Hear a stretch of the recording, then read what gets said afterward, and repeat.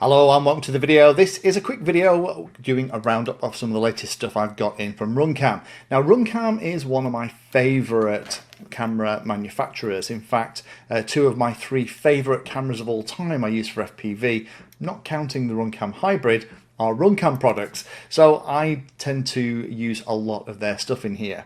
So today I'm going to run through what all the latest and greatest stuff is. One of them isn't new to the market, but it's new to me. I'll put time codes and links down below, and we'll start off with something pretty basic first of all. So this product here is called the RunCam Dual Charger. It does what it says on the tin. You can plug two of the batteries in from something like a RunCam 2 and it'll charge them. Nice little LED indications that will show you what's going on. When they're green, they're done. And at the end, you can see they've got like a USB 3 and kind of a micro USB connector. So no matter what USB cable you've got, you can just plug it in, do the charging. Now, this might not seem a big deal, but actually this has been fantastic because you do use the RunCams a lot. We'll come on to the 4K version in a minute. And what I've had to do is normally, you kind of plug them in, they charge over the USB cable, and you kind of wait for the kind of light to finish. And that's fine, but I find that when I'm using them a lot, I need kind of a backup, and having something like this is great.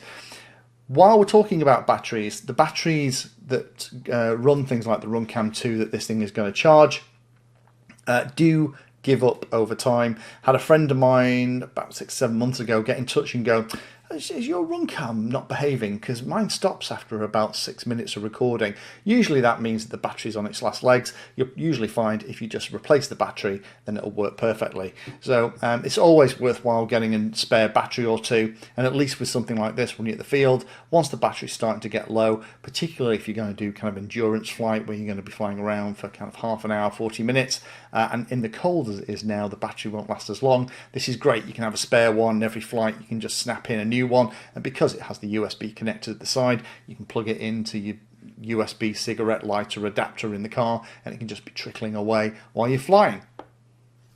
So the second thing I'll talk about then is the new edition of this thing here. This is the RunCam 2 4K edition. Now, I am a big fan of these cameras. Where I have room and space, they are a great way to capture some really beautiful footage. In fact, I put the nose on my E-Wings Black Hawk. I 3D printed the one that will fit this camera in, specifically so that I can record in HD 4K.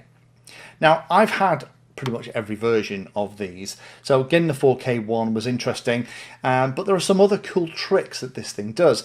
As usual, you can connect to it over Wi-Fi, use the application on the phone to not only configure everything but start and stop recording as well, and there's also some other cute stuff in here that it does that I wasn't expecting.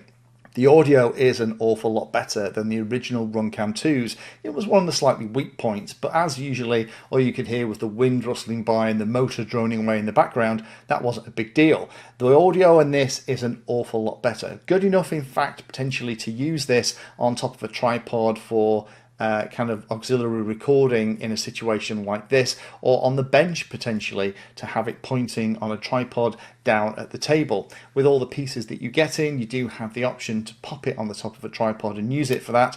Before, I never have, because the audio has never been good enough. It's only been good enough to sync to the other track where the audio was good. This time, the audio with a bit of cleanup is actually a lot better.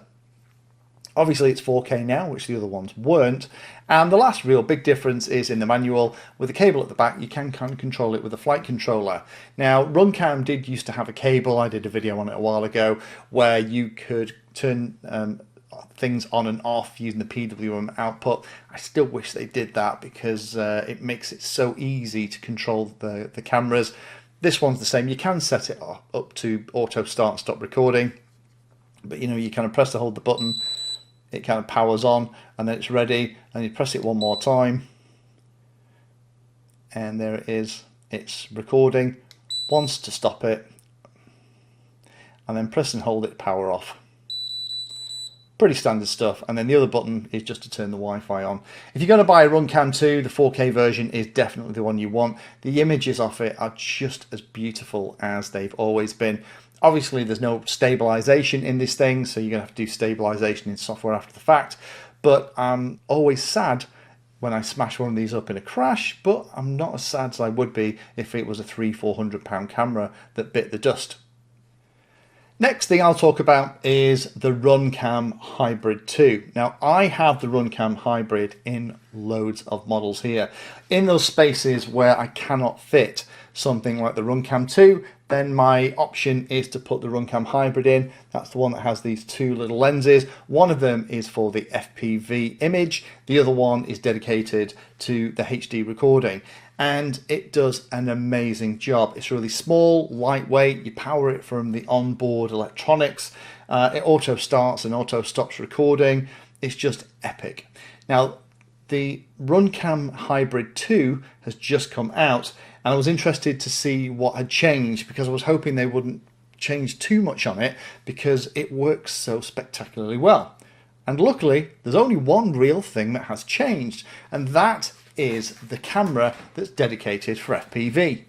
If I grab one of my unfortunately damaged original hybrids, didn't fail because of anything RunCam did. This was in the nose of a model that went into the ground at reasonable speed, and the battery slid into it and actually managed to deform the battery. That's how hard it hit it, and it completely broke it. If I put the camera from the Hybrid 1 next to this new Hybrid 2, you can see the difference, and that different lens is the one that's being used for FPV. That FPV camera on the Hybrid 2 is actually now based on the Phoenix 2 camera.